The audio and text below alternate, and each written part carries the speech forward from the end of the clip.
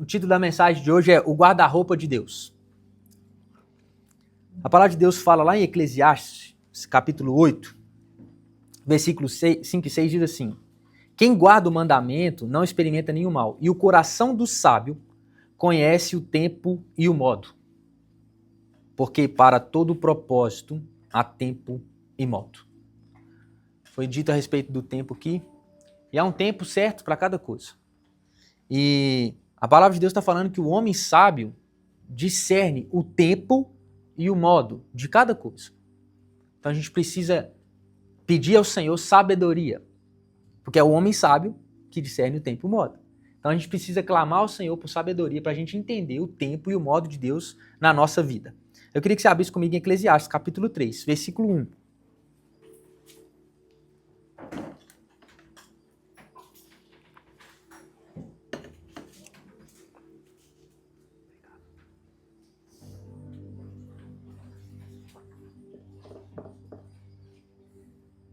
Diz assim: Tudo tem o seu tempo determinado, e há tempo para todo propósito debaixo do céu.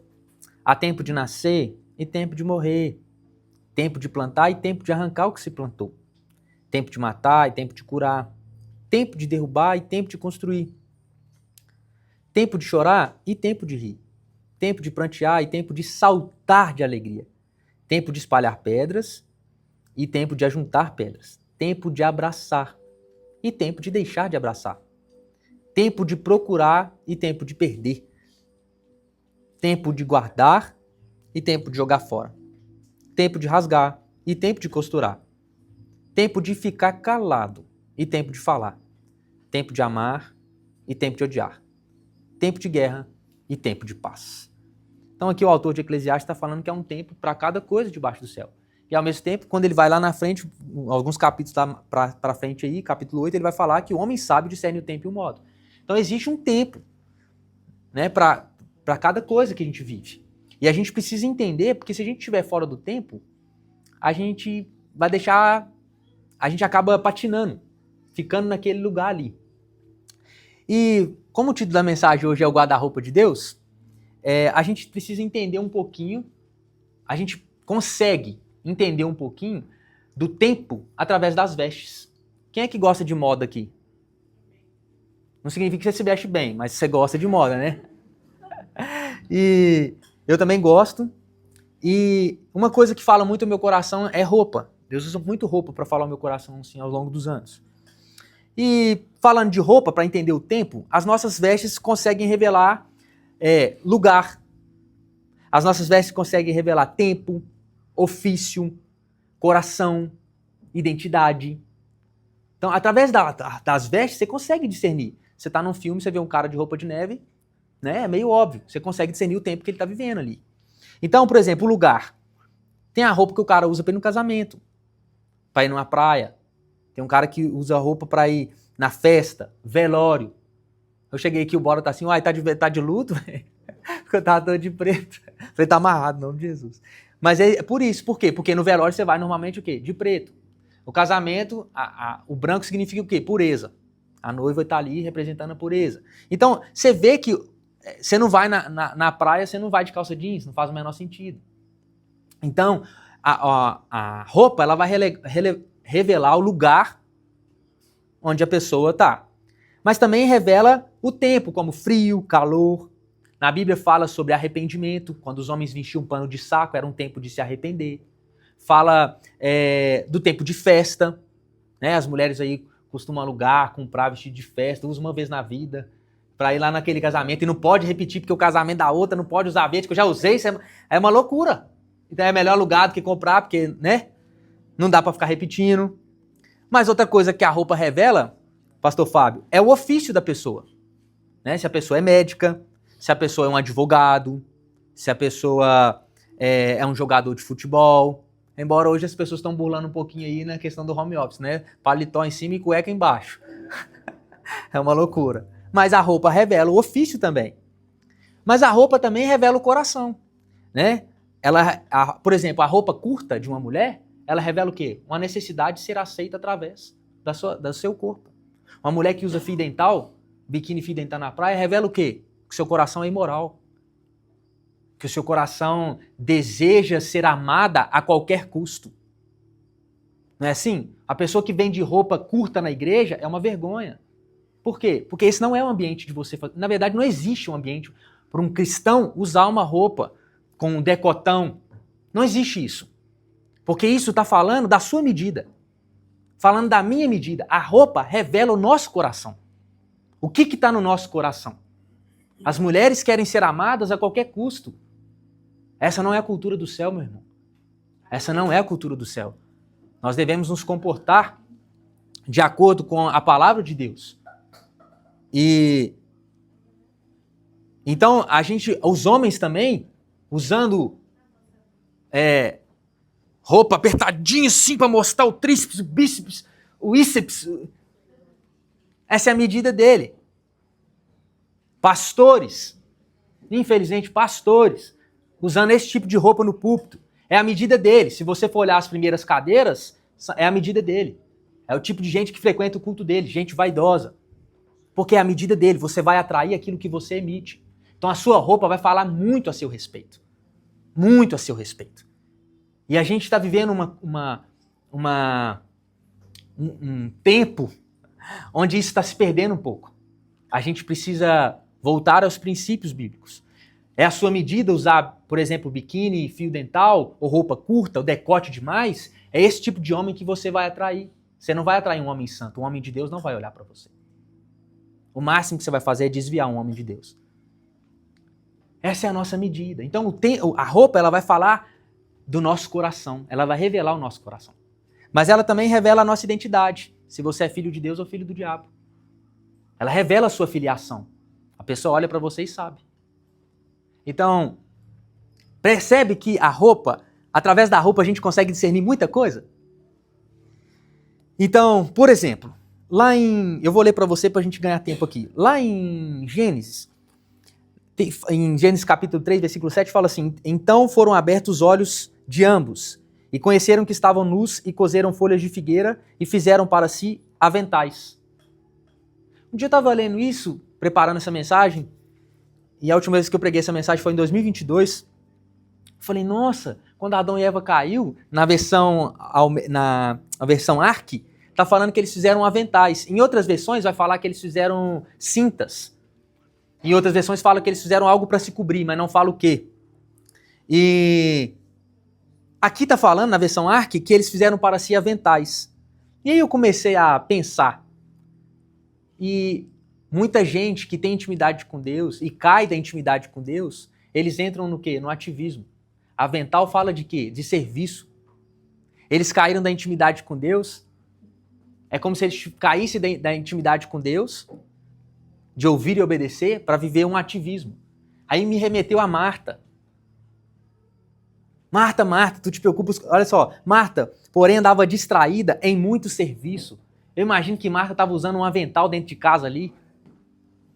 Jesus na casa da mulher, e a mulher de avental ali, cozinhando. E, você não vai pedir a Maria para me ajudar, não? Aí Jesus fala, Maria escolheu a melhor parte. Essa parte não lhe será tirada. Talvez Maria estava de pijama, buscando Jesus ali, fazendo um devocionalzinho dela. E Marta já estava de avental. Então você vê que o avental fala de serviço, comprar o amor de Deus pelo serviço. Você vê que tem acontecido muito isso.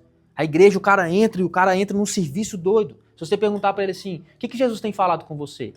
Fica aí uma pergunta para você. O que Jesus tem falado com você na última semana? No último mês, o que Jesus falou com você? Porque Jesus fala o tempo inteiro com a gente. Porque a verdade é que Deus fala hora de um modo, hora de outro, mesmo que o homem não o perceba. Jó. Você pode não estar percebendo, mas ele está falando. O que Jesus falou com você essa semana, irmão?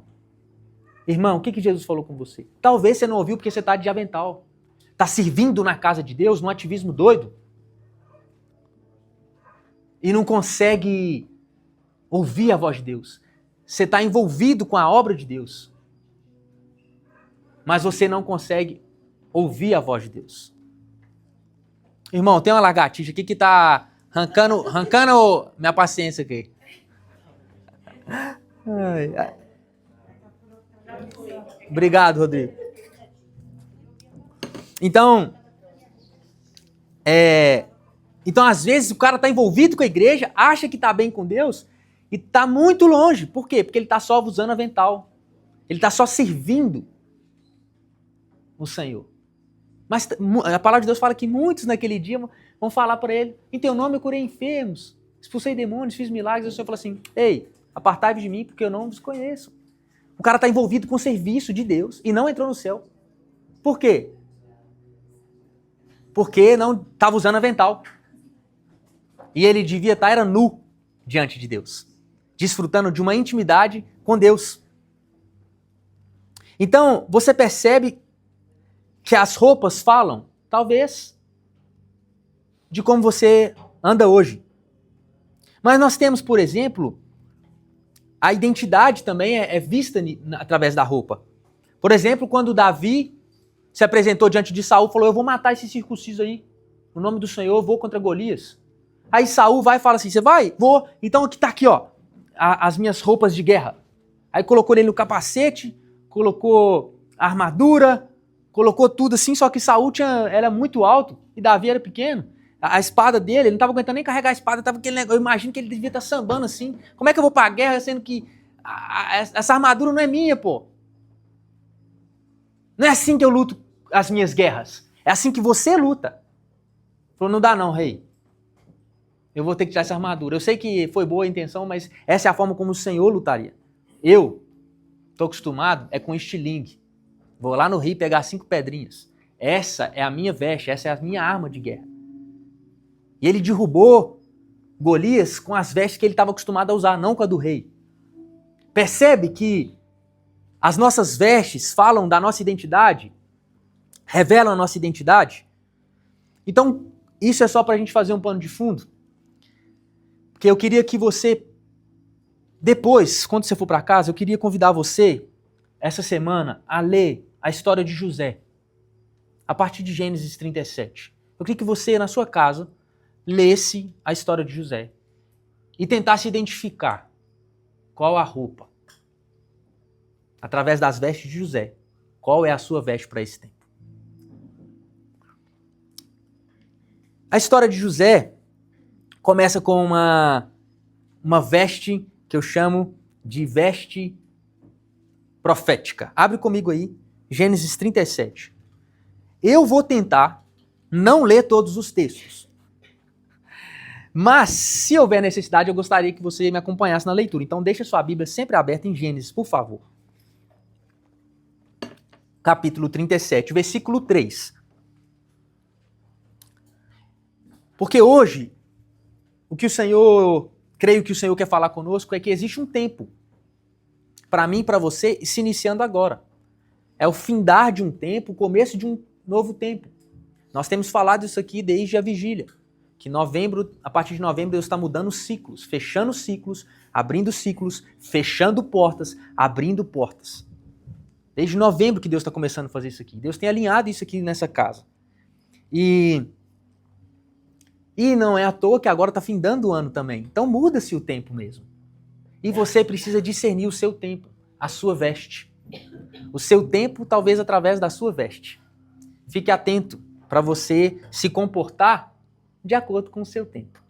Diz assim: Israel amava José mais do que a todos os seus filhos, que era Jacó, né? Porque era filho da sua velhice, e fez-lhe uma túnica de várias cores. Vendo, pois, seu irmão que seu pai o amava mais do que a todos os seus irmãos, aborreceram-no, e não podiam falar com ele pacificamente.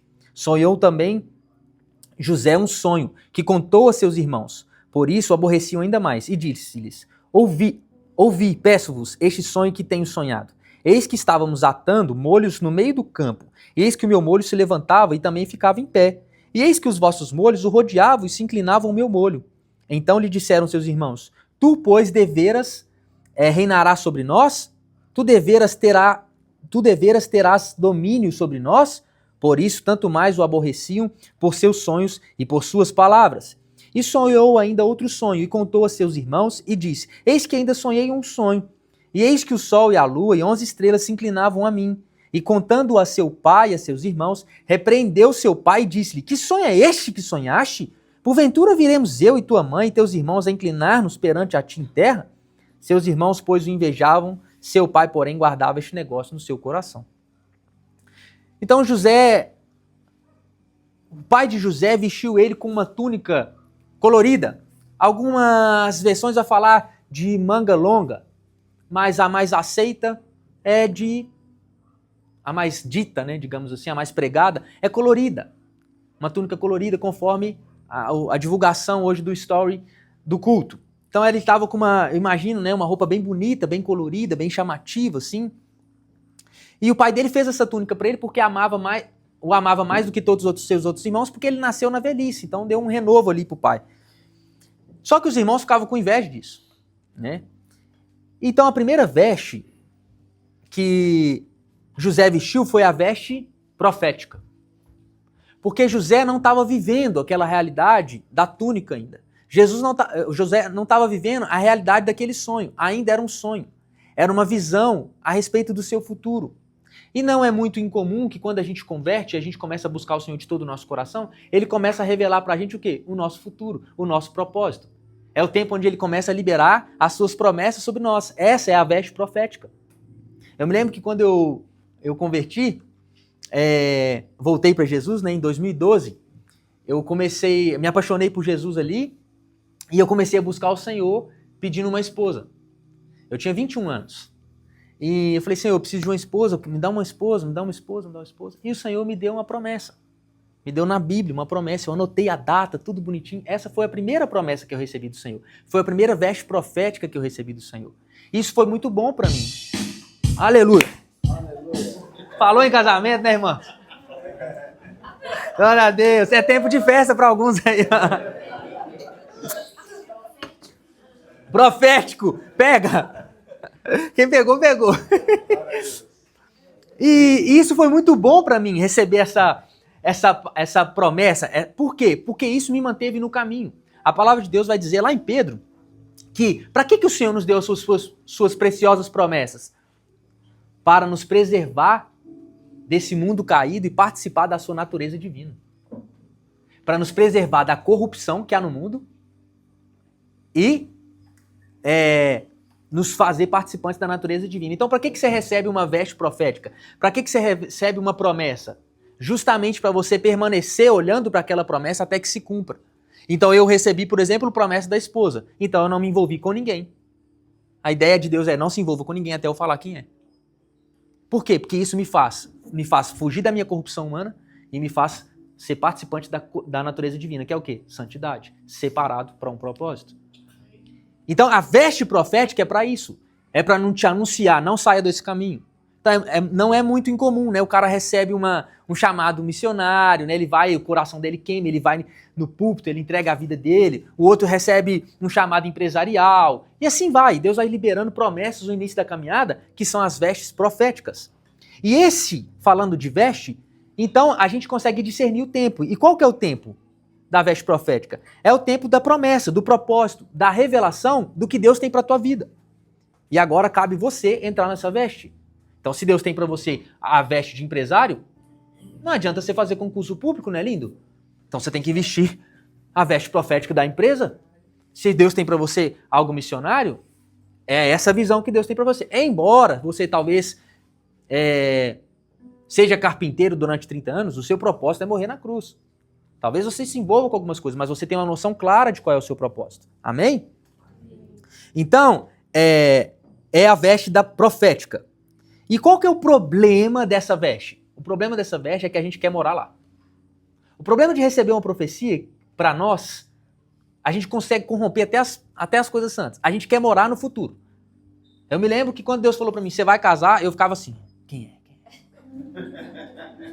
Eu ficava o tempo todo, quem será? E eu já queria morar no futuro, e eu comecei a sofrer de ansiedade. Não, Deus falou que tem uma mulher, cadê ela? Aí eu ia numa igreja, eu ia na outra igreja, eu falei, não, então eu vou reunião de oração, agora eu vou jejuar. Eu ficava doido. Por quê? Eu queria morar no futuro. Só que eu não entendia que essa era a veste profética, que dizia a respeito lá da frente, que nesse tempo Deus ainda, nossa Deus, ia trabalhar muito no meu coração. Fiquei 9 anos solteiro. Foi muito tempo para Deus trabalhar no meu coração, para me entregar a alguém. Então, o problema é que a gente quer morar no futuro. E se você está com essa veste agora, saiba que Deus vai trabalhar um tempo de espera ainda, até esse lugar chegar. Permaneça com essa visão clara, mas até esse tempo chegar, deixa Deus trabalhar em você. Deixa Deus trabalhar em você. Não sofra por isso. Quando chegar, vai chegar. Amém? Seguindo o texto aí, do versículo 12 ao 14, o pai de José fala com ele assim, ó, seus irmãos estão lá pastoreando um rebanho lá, eu queria que você fosse lá e trouxesse notícias para mim dessa cidade onde eles estão, de como eles estão. E aí enviou José para ver como estavam seus irmãos. Aí versículo 18, fala assim, de longe eles o viram e antes que chegasse conspiraram contra ele para o matar. Disseram uns aos outros, lá vem o grande sonhador. Venham, pois, agora, vamos matá-lo e jogar o corpo numa dessas cisternas. Diremos que um animal selvagem o devorou. Vejamos em que vão dar os sonhos dele.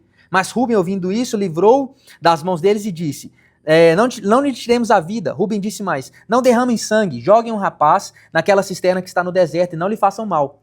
Rubem disse isso para o livrar deles, a fim de levar de volta ao seu pai. Mas logo que José chegou, os seus irmãos despiram da túnica, a túnica de talar mangas ou colorida, compridas que trazia, e jogaram na cisterna. A cisterna estava vazia e sem água.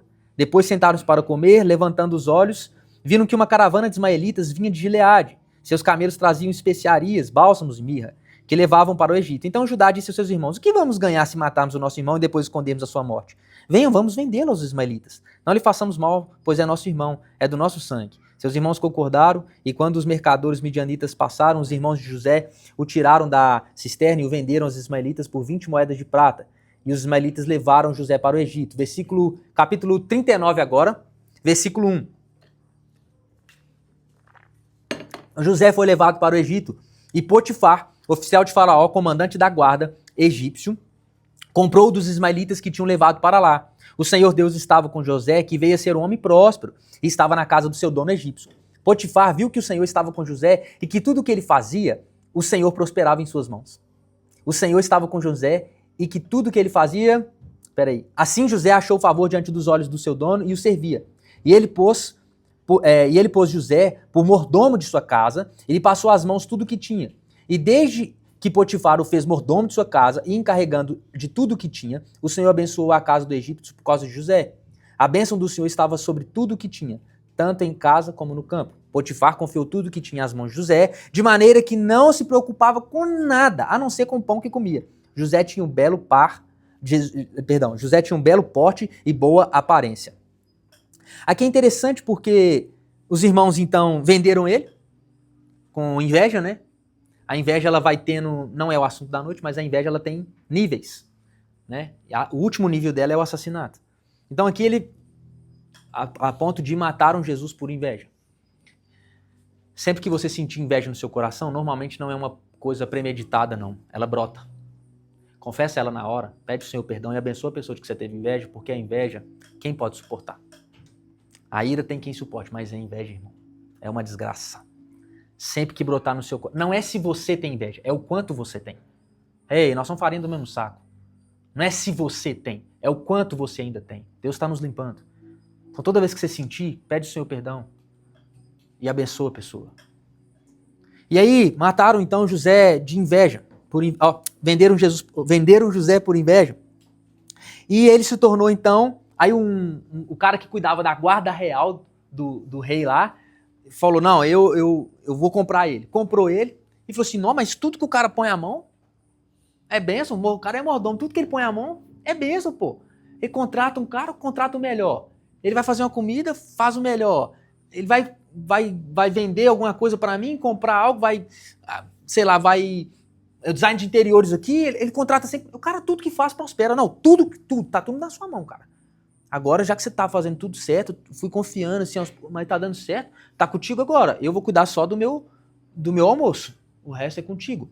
E aí, José, então, que era o filho queridinho, o filho mimado, que provavelmente não tinha muitos afazeres, tanto quanto os outros, o filho mimado, que o pai sempre poupava, sempre deixava em casa dava um todinho, enquanto os outros trabalhavam, de repente se viu com a veste de escravo.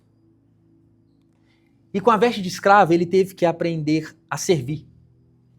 Em especial, quem está acima.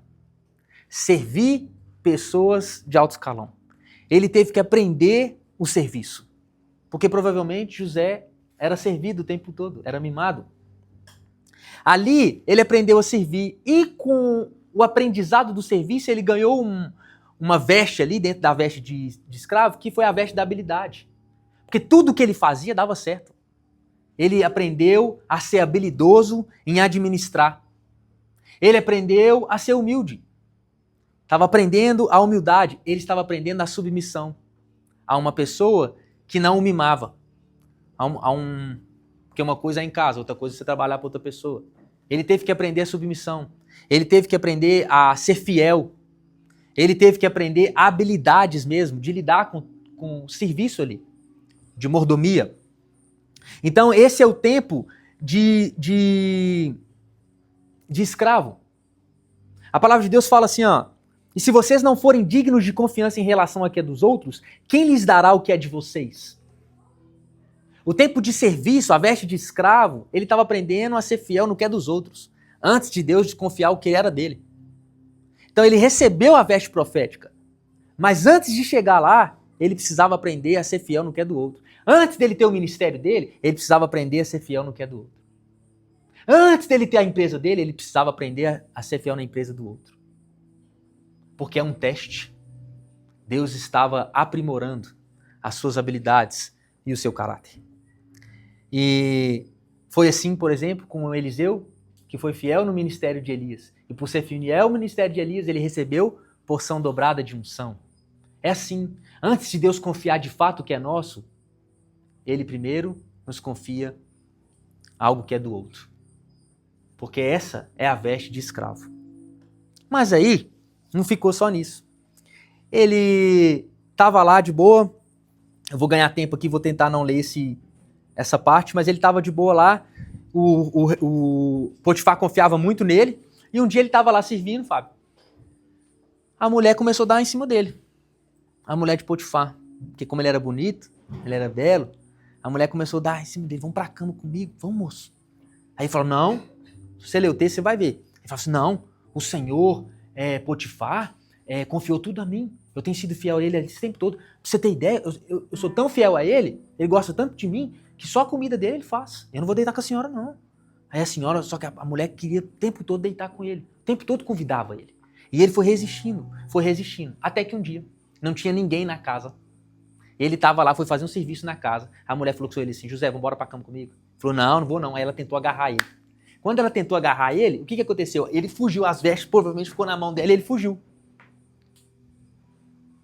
Aí, essa mulher endoidou, falou assim, eu vou armar para ele. Ele não quer ir pra cama comigo, não, vou acabar com a vida dele. Ligou pro seu marido lá, mandou um zap pro seu marido, falou o negócio seguinte aqui, ó, bateu o print, mandou a foto, falou que ó, a veste do cara tá na minha mão, assédio sexual, me tentou estuprar. Você não estava em casa, não tinha ninguém em casa, acusação falsa. O cara chegou em casa e viu as vestes na mão da mulher e falou, ela tem prova. Agora lascou, vou ter que mandar prender. Ficou irado. Falou, pô, eu confiava tanto nesse cara. E mandou prender o cara. Aí, de veste de escravo, ele começou a usar uma veste que a gente chama de veste de presidiário. A veste de presidiário, ele teve que aprender a não se justificar diante das acusações falsas que eram contra ele. Talvez essa seja a veste que o Bolsonaro está usando. Você já passou por um tempo onde as pessoas te acusavam de algo que você não fez? Falavam algo de você que você não era? E nós não estamos falando aqui de falsa modéstia, não, era de fato, eu não fazia isso. Já passou por esse tempo? E Deus estava testando José. Queria ver. Porque a Bíblia não fala um sequer pecado de José. A Bíblia não menciona, nem nele, nem de Daniel. São os únicos que não falam. Foram aprovados por Deus. A Bíblia não fala que ele murmurou. A Bíblia não fala que ele se justificou. A Bíblia não fala que ele se defendeu. Ele foi acusado de uma mentira. Mas ele entregou a vida dele àquele que é o juiz e que julga todas as coisas sem parcialidade. Talvez essa seja a sua veste hoje.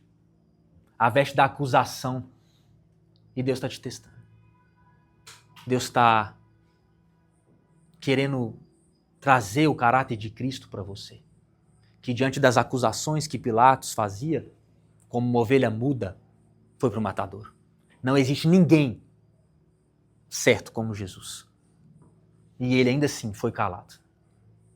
A Bíblia fala que a gente tem que aprender, se for da vontade de Deus, a sofrer por fazer o bem. Por quê? Porque Cristo é o nosso modelo. Em algum momento da sua vida você vai ter que usar essa veste de presidiário e aprender a não se defender. Deixar que Deus julga os vivos e os mortos. Confiar sua causa nas mãos do Senhor. Não é fácil, meus irmãos. Mas a ideia de Deus é nos dar o caráter de Cristo. A salvação é só o começo. Existe um trabalhar. Existe um negócio dentro da gente que a gente quer se defender. Eu é que tô certo nesse negócio aqui. Não vamos nem longe, vai no trânsito. Vai no casamento. Sabe por que tem divórcio? Porque um quer estar certo. E o outro também. Um quer estar certo e o outro também. É querendo estar certo que não está mais perto. Devia os dois bater o joelho no chão e falar, não é a minha nem a sua vontade, é a do Senhor. Senhor, o que o Senhor tem para me dizer? Porque às vezes é os dois que estão errados. Às vezes você está até certo, mas você está com a veste da humildade. Não estou querendo saber se você está certo ou errado, não. Cala a boca. Eu quero que você se cale. Qual é a sua veste, meu irmão? Qual é o seu tempo? O que é que Deus está trabalhando no teu caráter? No começo do casamento eu recebi essa dica. Guto, quando começar a briga lá, porque você está certo e a Bárbara está certa. E os meus pastores falavam comigo assim, vai pro confessionário. Falei, confessionário? Ele falou, bate o joelho diante de Deus. Fala, Deus, se eu estou certo, vai lá e fala com ela. Muda o coração dela. Mas se ela que está certa, Deus, eu já me humilho diante do Senhor aqui. Convence a mim também. Fala comigo também. E se os dois estão errados, mostra para nós. Gente, o que tem dado certo não é brincadeira nisso aí. Lá em casa. Não é brincadeira. Porque ou é a veste do orgulho ou é a veste da humildade, irmão. Então, a veste de presidiário, ele teve que aprender a lidar com isso. Mal compreendido, acusado falsamente, e ainda assim ficar calado e ir para a prisão. Só que na prisão, ele aprendeu a ser fiel. Ele também foi colocado como mordomo, como chefe da cadeia. O chefe do cárcere, o texto vai dizer que, o texto diz que o Deus confiou graça a ele, falando com as minhas palavras, e inclinou o coração do carcereiro à confiança de toda o presídio. Você vai cuidar de todos os presos aí. A habilidade estava sobre a vida dele, a habilidade de administração, seja um palácio, seja uma prisão. Existia esse dom, essa graça sobre a vida dele. Ele conseguia gerenciar tudo muito... Qualquer coisa que você colocava na mão dele. Eu acho até que o José era colérico. Eu nunca vi colérico que você dá ali uma caneta, ele monta um palácio. Fala só, tem uma caneta, sai um casamento. É impressionante, o colérico é bom mesmo, com força. Não que os outros não sejam, mas é mais notório isso na vida do colérico. Então, José teve que aprender tudo isso, só que o que ele não compreendia é que na prisão, Deus também deu a ele um grande livramento, porque ele estava sendo tentado o tempo inteiro. E como Deus não ia tirar a mulher de Potifar, porque Deus não é um Deus de divórcio, Deus falou assim, então eu vou tirar você do jogo, porque senão é você que vai cair em adultério. E colocou ele na prisão para guardar o coração dele. E eu me lembro quando Deus fez isso comigo. A veste da prisão. Para de trabalhar, para de estudar, vai para dentro de casa. Eu falei, eu vou viver do quê? Eu falei, eu vou te sustentar. E eu fiquei 7 anos dentro de casa. Eu sei o que é pandemia. Eu fiquei 7 anos dentro de um quarto. 2 por 2. Os meus músculos tremiam. Tamanha dor que eu sentia. Eu não podia fazer nada. Não tinha dinheiro para nada. Dos meus 21 aos meus 28 anos. Eu não podia fazer nada. A minha janela dava para o muro. Eu olhava para meu pai e minha mãe e falava, não aguento mais. E o Senhor falava, fica aí. Eu estou formando em você um pastor. Fica aí. Eu orava 8 horas por dia. Eu li a Bíblia não sei quantas mil vezes. E eu fiquei naquele quarto. Enquanto todo mundo estava tirando carteira de habilitação, casando, indo para Disney. Eu vi a minha juventude indo embora. E o Senhor falava, fica aí. Mas foi nesse lugar que eu tive experiências sobrenaturais com o Senhor. Meu corpo adoeceu. Eu ia no médico tomar injeção de 3 em 3 dias porque toda a musculatura do meu corpo doía. A musculatura do meu corpo contraía. Eu tinha que tomar injeção. Mas é assim que se forma o caráter de um pastor. Não é num seminário apenas, não é num conhecimento apenas, embora isso seja de muita importância. Mas quando a gente vai ver a respeito das características que um pastor precisa ter lá em 1 Timóteo, ou 2 Timóteo, não me lembro, das 15 ou 16 características que um pastor precisa ter, apenas uma é habilidade. O resto é tudo traço de caráter. Apenas uma é habilidade, que é aptidão para o ensino, ser apto para ensinar. O resto é tudo ser hospitaleiro, não ser apegado ao vinho, não ser apegado ao dinheiro, servir, etc, etc. Não se forma o caráter de alguém num seminário teológico. Ali se forma conhecimento. Não é o quanto nós sabemos, irmão, é o quanto nós nos tornamos. Não é o quanto nós sabemos. Deus não está tão preocupado assim com a sua habilidade intelectual. Deus não vai buscar intelectos. Deus vai buscar um caráter aprovado, uma noiva madura. É isso que Deus está interessado. E essa é a veste da prisão, meu irmão. Ver o sol nascer quadrado é o deserto. Mas é nesse lugar que a gente aprende a ser fiel. É nesse lugar que Deus abafa a nossa habilidade para levantar o nosso caráter. O caráter de Cristo em nós. Talvez você se encontre com essas vestes hoje. Poxa, mas eu tenho tanta habilidade, eu sou formado nisso, sou formado naquilo. Eu consigo, eu sou bom, eu sou realmente bom, as pessoas me elogiam. Por que que não dá certo? Por que que essa empresa não vai para frente? Por que que eu não ganho dinheiro? Deus me abençoa, é promessa. E Deus não falou que você não tem habilidade, foi Ele que te deu. O problema é que nesse lugar Deus nos coloca para trabalhar o nosso caráter, porque se nós não tivermos um caráter aprovado, nós não vamos conseguir suportar o peso de glória. Quando você tiver dinheiro, você vai se perder. Quando você tiver fama, eu não te troco por nada. É só uma canção nos lábios, irmão. Chega a perseguição, eu quero ver. Vocês estão me entendendo? Aleluia.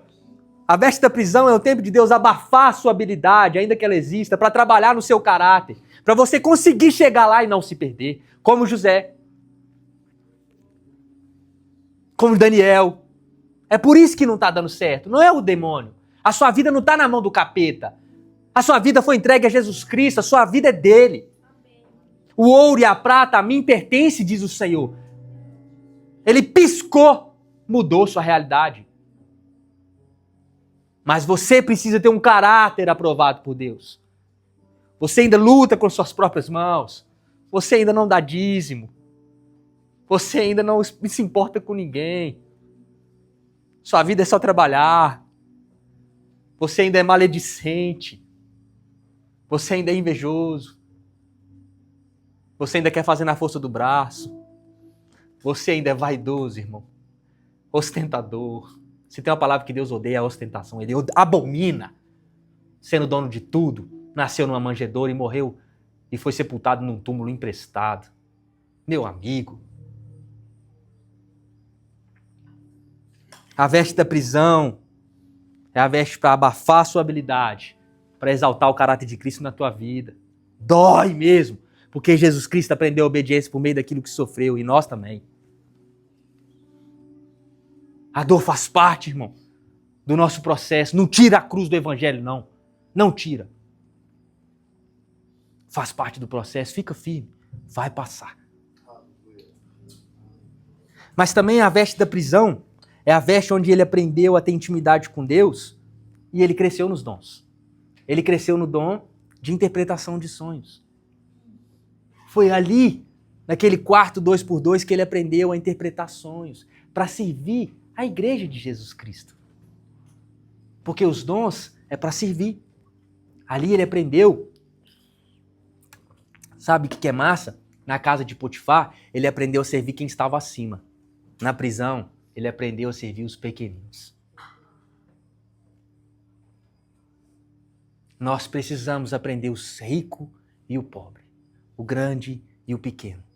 Porque é a Cristo, o Senhor, que está servindo. Porque Deus não faz acepção de pessoas. Aqui José teve que servir os presos, servir o carcereiro. Que profissão mais desvalorizada? Um carcereiro. Ele aprendeu a servir o carcereiro com a melhor habilidade que ele tinha. Nesse lugar, ele não era visto por ninguém como na casa de Potifar. Ninguém olhava para ele. Ele ia ser olhado por quem? Visto por quem? Ele não só aprendeu os dons, a afiar os dons. Ele aprendeu a usar os dons em favor dos pequeninos. Ele aprendeu o que diz na carta de Tiago, quando entrar alguém mais rico, não coloca ele na frente, não. Não faz graça para ele, não. Para que isso? Tratem todo mundo igual. Que palhaçada que é essa? Nesse lugar ele aprendeu. E aí, chegou um tempo dele, que ele chegou lá, ele viu que tinha um copeiro e um padeiro que serviam na casa do rei lá, de Faraó, e o Faraó ficou embocado com eles e mandou prender. Porque essa prisão era a prisão, tipo assim, do rei. Era uma prisão especial, assim. E aí eles foram parar lá e José, que estava meio que o mordomo da prisão ali, notou que eles estavam tristes, perguntou para eles o que estava acontecendo, e eles falaram assim, a gente teve um sonho e não tem ninguém para interpretar. Aí ele falou, fala para mim que eu vou buscar do Senhor e o Senhor vai me revelar esse sonho. Então o copeiro-chefe contou-lhe o seu sonho a José. Ele disse, Gênesis 49, em meu sonho havia uma videira diante de mim, e na videira havia 3 ramos. Ao brotar a videira havia flores, e seus cachos produziam uvas maduras. O copo de Faraó estava na minha mão. Peguei as uvas e as espremi no copo de Faraó, e o entreguei a Faraó. Então José disse, essa é a interpretação do sonho. Os 3 ramos são 3 dias. Dentro de 3 dias, Faraó vai reabilitar você e reintegrá-lo no seu cargo. E você lhe dará um copo na mão dele, segundo o costume antigo, quando era seu copeiro. Porém, lembre-se de mim quando tudo lhe correr bem. Peço que você seja bondoso para comigo e fale a meu respeito com o Faraó e me tire dessa prisão. Porque, de fato, fui roubado da terra dos hebreus e aqui nada fiz para que me pusessem nessa masmorra. Aí, beleza. Ele falou, e o padeiro falou assim, já que tá dando certo aí esse sonho, interpreta o meu também. Aí ele falou, ó, vendo o padeiro-chefe que a interpretação era boa, disse a José, eu também sonhei. E eis que 3 cestos de pão branco estavam sobre a minha cabeça. No cesto mais alto havia todo tipo de comida que um padeiro faz para o Faraó. E as aves comiam do cesto que estava sobre a minha cabeça. Então José disse, essa é a interpretação do sonho. Os 3 cestos são 3 dias. Dentro de 3 dias, Faraó vai mandar cortar sua cabeça e pendurá-lo numa árvore. E as aves comerão a sua carne. No 3º dia, que era aniversário de nascimento de Faraó, ele deu um banquete a todos os seus servos. E no meio desse, reabilitou o copeiro-chefe e condenou o padeiro-chefe. Reintegrou o copeiro-chefe no seu cargo, no qual dava o copo na mão de Faraó, mas mandou enforcar o padeiro-chefe, como José havia interpretado. Porém, o copeiro-chefe não se lembrou de José, esqueceu-se dele.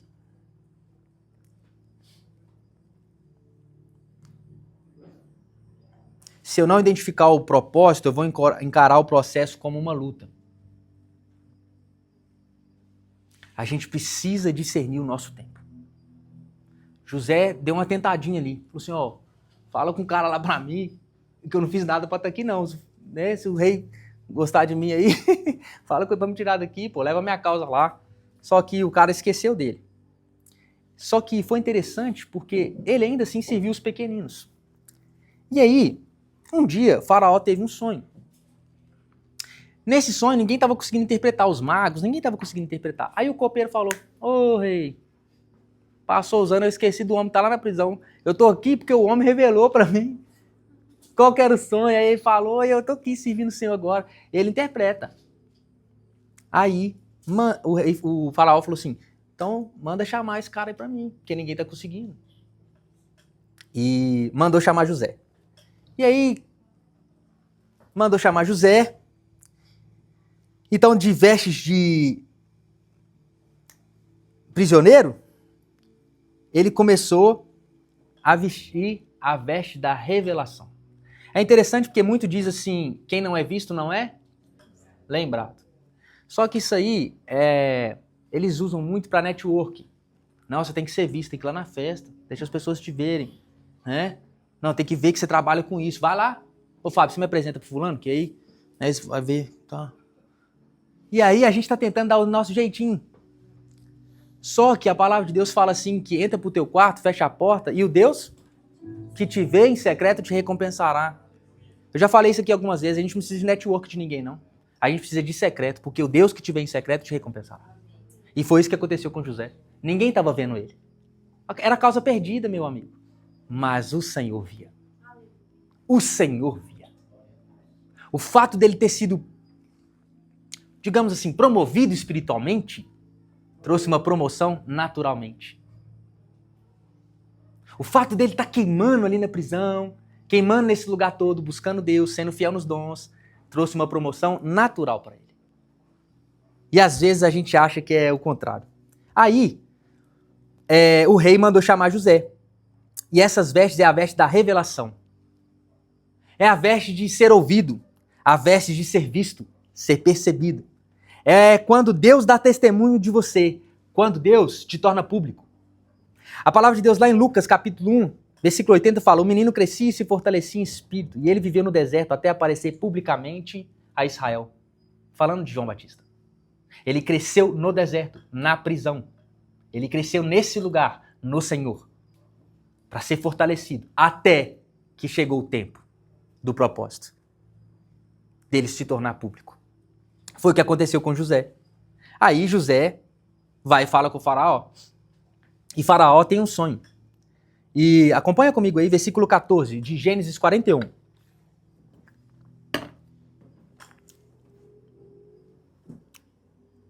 Então o faraó mandou chamar José, e fizeram sair às pressas da masmorra. Ele se babeou, mudou de roupa, tirou a veste da prisão, e foi apresentar-se a faraó.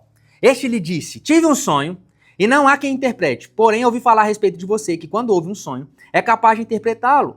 José respondeu: isso não está em mim, mas Deus dará a resposta favorável a faraó.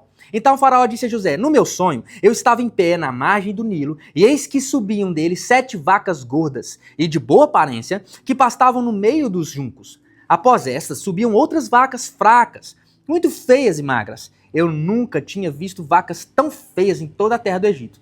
E as vacas magras e ruins devoravam as primeiras 7 vacas gordas.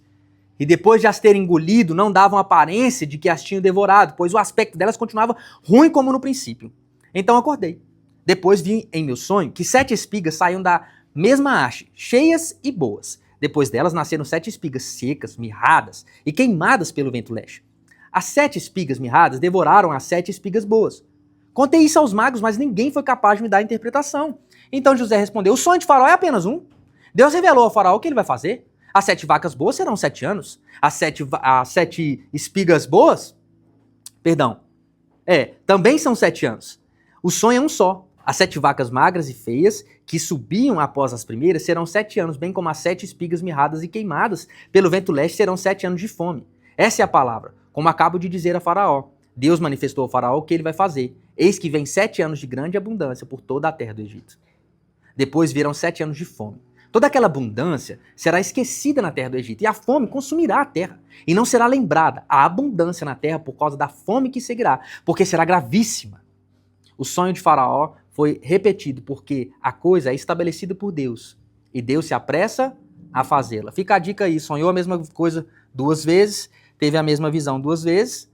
O que está escrito? Porque a coisa é estabelecida por Deus e se apressa a realizá-la. Agora, pois, Faraó devia escolher um homem. Aí ele entrou, né? Agora, pois, Faraó devia escolher um homem. Até perdi. Ajuizado e sábio, e encarregá-lo de dirigir a terra do Egito. Faraó devia fazer isso, pôr administradores sobre a terra e recolher a 5ª parte dos frutos da terra do Egito nos 7 anos de fartura. Esses administradores deviam ajuntar toda a colheita dos bons anos que virão e recolher cereal por ordem do faraó para abastecer a terra nos 7 anos de fome que haverá no Egito, para que a terra não seja destruída pela fome. Então, aqui, o fato dele ter sido habilidoso, ter sido fiel no pouco, servir dos maiores, servir dos menores, não ter murmurado. Quando eu falei que a Bíblia não menciona, ela não menciona que ele tem pecado, mas isso não fala que ele não tem. Todos nós somos pecadores, amém? A Bíblia só está dando ele como exemplo, que o cara é obediente. E aí ele, de repente, ouvem falar dele. Aquilo que ele estava acostumado a fazer no secreto, irmão. Uma hora, Deus se lembra dele e manda chamar. Ele se barbeia, troca de veste e vai. E aí o faraó gosta dele e coloca nele outras vestes. Talvez, fazendo um adendo aqui, talvez seja a hora da sua veste de revelação. Se prepara para o convite. Se prepara. Se prepara porque para alguns de nós é tempo de Deus tornar público o que era secreto. Quanto mais você se esconde, mais Deus vai te mostrar. Quanto mais você cresce para baixo, mais Deus vai te fazer crescer para cima. Prepara, porque o seu nome está sendo dito lá para Faraó, lá para o rei da Babilônia. Prepara, porque o seu nome pode estar sendo indicado para alguém na Europa. Fica ligado. Fica ligado, porque talvez as suas vestes sejam a veste da revelação. Você está sendo revelado. E é o Espírito que dá testemunho de você. Não é network, é o Senhor. Talvez esta seja a sua estação. Fica ligado. Aí, Faraó fala assim, o conselho agradou a Faraó e todos os seus oficiais. Então Faraó perguntou aos seus oficiais, será que poderíamos achar alguém melhor do que José? Um homem que está ao Espírito de Deus? Versículo 37. Depois Faraó disse a Josué, visto que Deus revelou tudo isso a você, não há ninguém tão ajuizado e sábio como você. Você será o administrador da minha casa, e todo o meu povo obedecerá a sua palavra. Somente no trono eu serei maior do que você. E Faraó disse mais a José, eis que eu constituo autoridade sobre toda a terra do Egito. Então Faraó tirou o seu anel sinete da mão e o pôs no dedo de José. Mandou que o vestissem com roupas de linho fino. Ele pôs no pescoço um colar de ouro e o fez subir na sua segunda carruagem e clamava diante dele, inclinem-se todos. Desse modo, deu-lhe autoridade sobre toda a terra do Egito. Disse ainda Faraó a José, eu sou Faraó, mas sem a sua ordem ninguém poderá fazer nada em toda a terra do Egito. E Faraó chamou José de Zafenate-Paneia e lhe deu por mulher Azenate, filha de Potífera, sacerdote de On. E José percorreu toda a terra do Egito. Então agora, de vestes de revelação, ele coloca as vestes do governo, a veste da promoção, o tempo da oração respondida, o tempo de alcançar aquilo que lhe foi prometido. Lembra da túnica colorida? Chegou o tempo.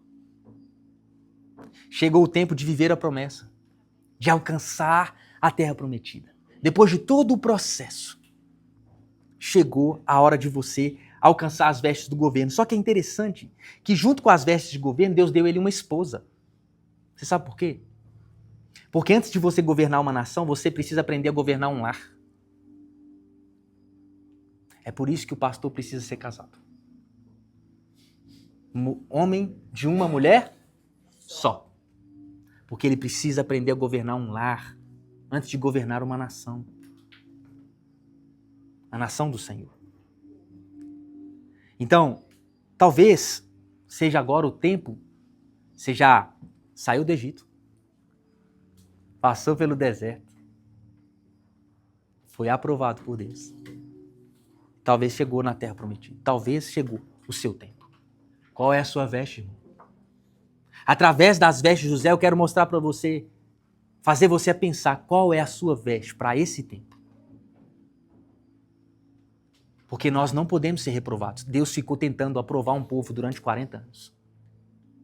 O povo tomava bomba ali, era reprovado, voltava. Era reprovado, voltava. E Deus, muito paciente, tentava aprovar. Para de reclamar, aprenda a depender, para de murmurar, para de ser ingrato. E o povo continuava. Porque a ideia de Deus não é reprovar ninguém. Você acha que Deus tem prazer em reprovar? Meu amigo. A ideia de Deus é nos aprovar. Mas existe um processo que nós precisamos passar por ele. E caminhando para o final, essas são as vestes do governo e as vestes do casamento. Se você sonhar com vestido de terno aí, prepara, homem. Talvez Deus vai lhe entregar um casamento e um ministério. Fica ligado. As noivas também. E aí, a história continua. E aí o povo começou a apertar, né? Porque lembra que era 7 anos de fome? Prepara, Maurício. O negócio tá esquentando, viu?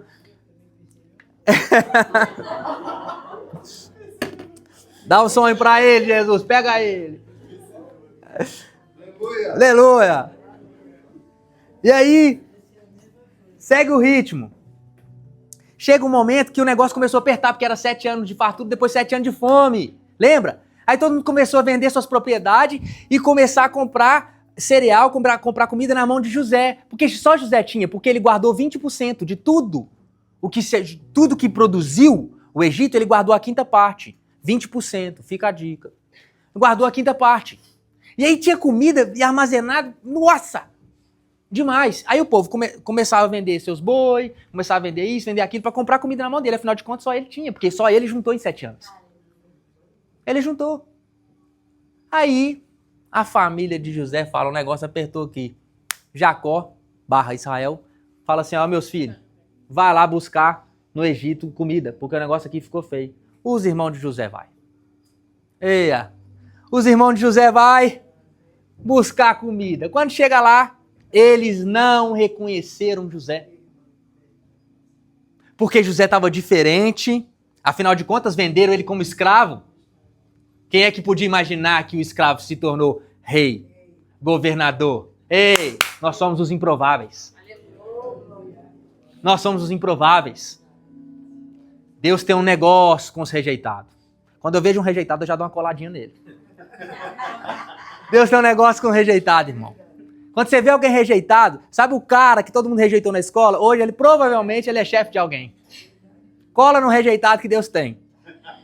Tem um versículo que fala assim, então Deus viu que Lia era rejeitada e concedeu-lhe filhos. É esse o negócio, é esse o caminho. Viu que é rejeitado? Vai, cola, que vai dar certo. Porque Deus tem um negócio com rejeitado. Porque Deus fala que ele só usa os que não são para confundir os que são. Se ele só usa os que não são para confundir os que são, por que a gente está tentando ser alguma coisa? Tá entendendo não, hein? A conta não fecha. Ele usa os que não são para confundir os que são. Aí nós estamos tentando ser alguma coisa, peitinho de pombo aqui, ó. Meu Deus do céu, gente. Fica na humildade, faz igual o Fábio aqui, ó, todo mundo entrando descalço mesmo. Na simplicidade. Não viaja, porque isso é viagem do ego. Porque Deus usa quem não é. Não tenta ser alguma coisa não, que você não vai ser usado não. E aí, os irmãos chegam lá para comprar, José reconhece. Nossa, logo José reconhece, ele já... Aqui, a lágrima veio aqui e voltou. Já segurou assim, né? Eu imagino, né, gente? Você imagina depois de anos.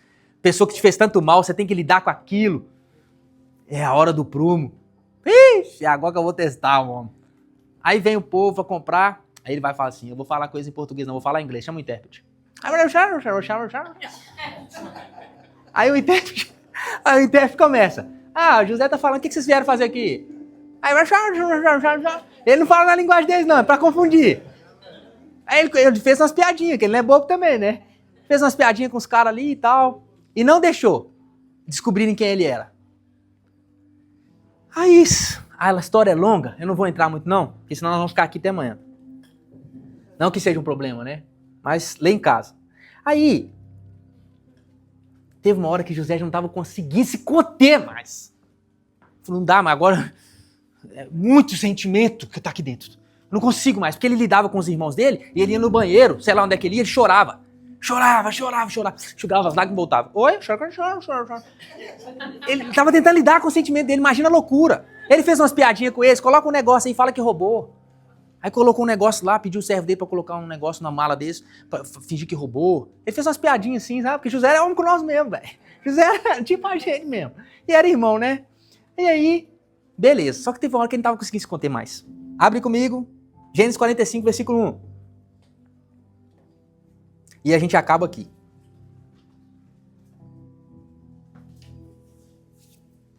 Gênesis 45, versículo 1.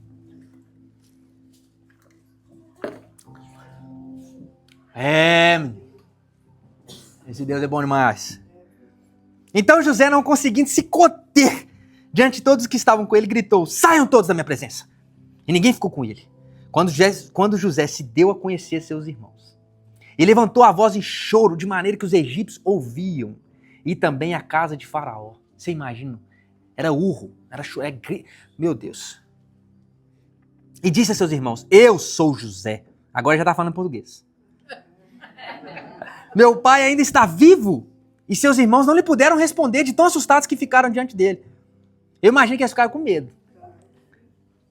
E José disse a seus irmãos: agora cheguem perto de mim. E eles chegaram. Então ele disse: eu sou José, o irmão de vocês, que vocês venderam para o Egito.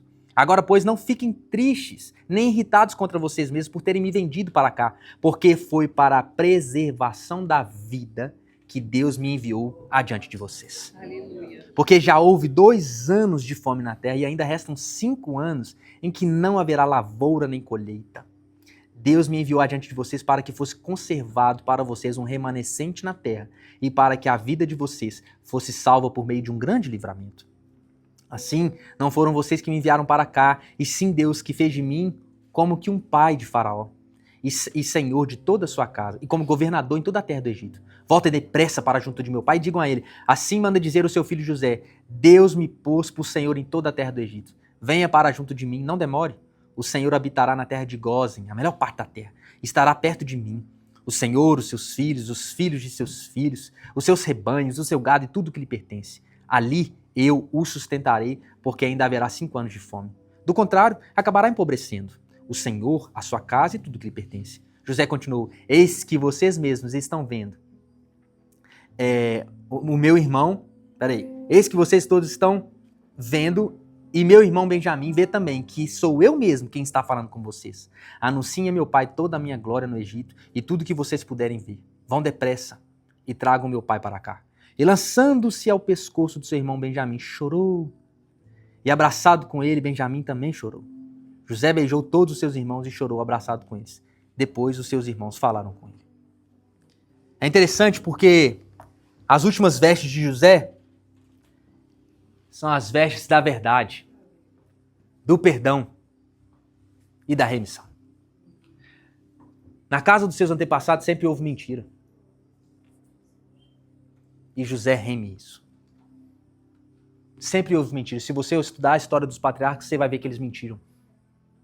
Mas José fala: essa maldição acaba agora. É a hora da verdade. É a hora do perdão. Vocês fizeram mal para mim mesmo. Vocês fizeram tudo de ruim para mim. Minha vontade era matar vocês.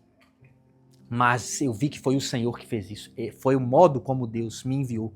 Porque se Deus falasse com José assim: ô lindão, você vai passar assim, ó, você vai ser preso, esse processo e isso. Você acha que ele ia? Falou: tô fora, esse Jesus não é pra mim não. Esse Deus não é pra mim não. Se Deus te revela, irmão, tudo que você vai passar, você desiste agora. A gente não suporta. São processos, a gente vai criando músculos espirituais para aguentar. Mas chega uma hora que a veste da verdade, a veste do perdão, precisa ser colocada em nós, de pessoas que nos fizeram mal lá atrás. Porque se essa veste é colocada antes, não suporta. Tô fora. Amar o meu inimigo? Ih, tô fora, meu amigo. A gente precisa ser preparado. Começar a conhecer o amor de Deus, ganhar habilidades. E assim vai, Deus vai trabalhando no nosso caráter. Até para chegar o momento onde Deus vai fazer você voltar no lugar onde um dia deu ruim. Lá na sua cidade natal. Lá na sua família. E você vai ter que resolver uma parada. Debaixo da graça de Deus. Debaixo do favor de Deus. É tempo de perdoar o seu marido. É tempo de perdoar. Deus vai restaurar casamentos. É tempo de perdoar seu irmão, sua irmã. É tempo de conceder perdão a eles. Deus vai trazer essas pessoas diante de vocês. José não foi lá não. Talvez alguns de nós até tenham aqui. Mas Jesus trouxe. Deus trouxe. Venham. E Deus honrou o nome dele.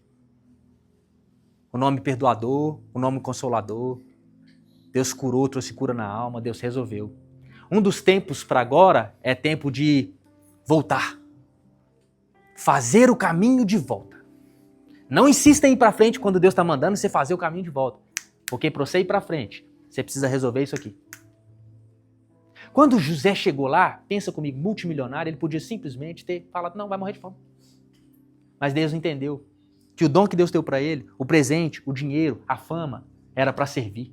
Não era para ele se servir daquilo. Embora ele pudesse desfrutar, o propósito era servir. Por quê? Era a linhagem, irmãos, que ia vir Jesus aí. Ó. O propósito, a gente nem enxerga o propósito. É muito maior do que nós. Nós não somos a última Coca-Cola do deserto. Nós somos mais uma peça no quebra-cabeça chamado igreja. A peça principal, o ator principal é Jesus. Não é sobre nós. Nós estamos construindo a história onde o noivo vai voltar e vai casar com a sua noiva. Nós fazemos parte desse cortejo. E o perdão, a veste do perdão, a veste da verdade, faz parte. Escuta o que eu estou falando. Deus vai te dar essa veste. É para você ir resolver seu passado. É o que o Bora falou aqui no início. Não deixa para amanhã, não. Estava no 2º ano de fome. Aí ainda ia vir mais 5. Imagina se ele espera mais 5. Morria. E ele ia morrer com a grande dor no seu coração. Pega esse telefone. Desce do salto. Pede perdão. Ah, mas desce do salto. Olha para Jesus. Olha para Jesus. A cura no perdão. Não é só para o outro, não. É para você. A cura na verdade. Volta lá atrás. Resolve. Porque essa é a veste onde tudo se encerra. A veste do perdão e da verdade. E isso é o Evangelho. Tudo isso aconteceu para que houvesse perdão, reconciliação, um futuro brilhante. O futuro de uma nação foi preservado por causa de um perdão, por causa de uma verdade. Essa é a veste da verdade e a veste do perdão. Eu encerro dizendo uma frase que fala: ninguém que não compreende a sua estação em Deus consegue dar uma resposta para ele. Se você não entende a sua estação, você não consegue responder qual é a sua estação, qual é o seu tempo, qual é a sua veste. Para alguns, é tempo de deixar o fio dental e o decote lá atrás. E eu tô falando sério isso aqui. Não é tempo mais. Você é filho de Deus, comporte-se. Você é filho de Deus, comporte-se. Não é esse o exemplo que você vai dar pro seu filho, pra sua filha. A gente abre o Instagram, parece um açougue. Só carne. Tá errado isso aí. Para outros é tempo de perdão. Para outros é tempo de prisão. Para outros é tempo da profética, a veste profética. Receber sonhos, receber promessas. Para outros é tempo de ficar calado, viu? Não se defenda. Deixa Deus julgar. Entenda o seu tempo, entenda a sua roupa. E dê uma resposta. O céu não responde tantas perguntas assim, ele responde respostas. Quando você responde o que Deus está te pedindo, ele corresponde te levando para a nova fase, para a nova estação. Você precisa responder o que Deus está dizendo. Se é deserto, dependa, não murmura, controla, bora. Você precisa entender a sua estação, a sua veste, para você corresponder a esse tempo que Deus está trazendo para você. Amém? Amém. Ficou bem explicado? Aleluia. Glória a Deus. Fica de pé comigo para a gente fingir que está acabando.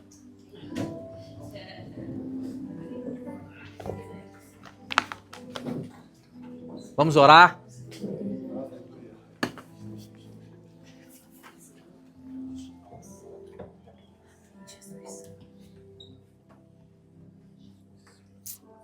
A palavra de Deus fala que a mulher grávida sofre muito nas dores do parto. Mas depois que dá a luz, ela fala que não lembra mais da dor. De tanto que alegria que ela sente ao pegar esse menino. Deixa eu dar uma mensagem de esperança para você. Essa dor vai passar. Tá só gerando o caráter de Cristo. Vai passar. Na hora que você pegar o menino no colo. Você pegar o tempo da prosperidade, nego. Você pegar a bênção. Você pegar o que Deus tem para sua vida. Você nem lembra mais da sua dor. É uma mensagem de esperança para você. Vai passar. Tudo passa, gente. Tudo passa. Até vontade passa. Vontade passa. Eu falo com a barra, quando você estiver com vontade de pecar, lembra, daqui a pouco passa. Daqui meia hora passa. Que nem fome. Senhor Jesus, muito obrigado, Pai. Porque o Senhor tem falado conosco aqui a respeito do tempo. E às vezes a gente fica meio perdido. Tá, o Senhor tá falando, eu sinto que eu me incluo nisso. É uma mudança de tempo para mim também. Mas é tempo de quê na minha vida? Que ciclo que se encerra? Eu fui reprovado? Eu fui aprovado? É tempo de quê, Deus? É tempo de levar mais a sério o evangelho? Oh, Deus, será que é tempo de jogar fora as coisas que eu estou guardando? É rancor? É roupa de ex-namorado? É presente de ex-namorado? É as roupas da pessoa que morreu que eu ainda guardo? Tenho tempo de guardar, mas tenho tempo também de doar. É o quê, Deus? É tempo de quê na minha vida? É tempo de promoção? É tempo de prisão? É tempo de aprender a servir o grande? É tempo de aprender a servir o pequeno? Qual é o tempo para qual o Senhor está nos enviando? É o tempo de esconder? Ou é o tempo de nos tornar público? A fim de que o teu nome seja glorificado, é claro. É tempo de quê, Deus? Somos um corpo, mas também somos indivíduos. Eu sei que existe um tempo novo para essa casa, mas também existe um tempo novo para cada indivíduo. Nós não precisamos cantar a mesma canção, Jesus, apenas para o Senhor, para o mesmo Deus. Uns vão cantar a canção de lamento, outros de festa. Mas o importante é cantar para o Senhor. O importante é permanecer na sua presença, em todo o tempo, como José, sem se desviar, sem olhar para a esquerda, para a direita, tão pouco para trás. Como diz a tua palavra, lembrai-vos da mulher de Ló. Senhor Jesus, eu quero te pedir, traz a revelação. Só o Senhor pode revelar qual o tempo para cada pessoa. Traz essa revelação, Pai. E ajuda-nos a nos posicionar. Se é frio, casaco. Se é calor, uma roupa comportada de ir para a praia. Senhor, revela para nós qual é o tempo. E nos livra da ansiedade de querer viver lá na frente quando ainda não chegou o tempo. Guarda nosso coração, nos ajuda a atender os processos.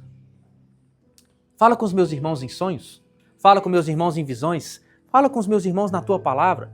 Mas que esse final de ano, que eles não virem o ano sem entender qual é o tempo que acaba e qual é o tempo que começa. A fim de que o teu nome seja glorificado. A fim de que o teu nome seja glorificado. Ajuda o fraco, ajuda o forte. Ajuda, Pai. Ajuda, Jesus. Que o Senhor, quando os meus irmãos estiverem lendo esse texto em casa, que o Senhor faça saltar os olhos do coração deles. Ah, esse é o meu tempo. E que eles possam corresponder ao tempo que o Senhor tem para cada um deles. Eu te agradeço, Pai, por essa palavra, pela tua palavra, que é viva e eficaz. Eu quero te agradecer, porque o Senhor é o nosso pastor e o Senhor tem nos conduzido, Pai, a esse lugar no Senhor de ter um caráter perfeito, aprovado. Assim eu oro e agradeço em nome de Jesus. Amém.